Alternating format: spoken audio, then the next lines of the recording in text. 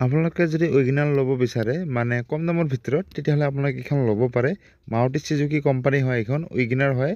আৰু এইখন যদি আপোনালোকে লয় তেতিয়াহ'লে দাদাজনে কৈ আছে 1,30,000 টকা।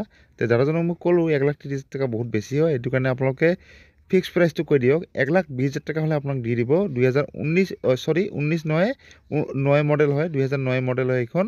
আৰু এইখন যদি আপোনালোকে লয় তেতিয়াহ'লে আপোনালোকক মাত্ৰ 1,20,000 টকা দিলে হৈ যাব ফিক্স প্ৰাইচ।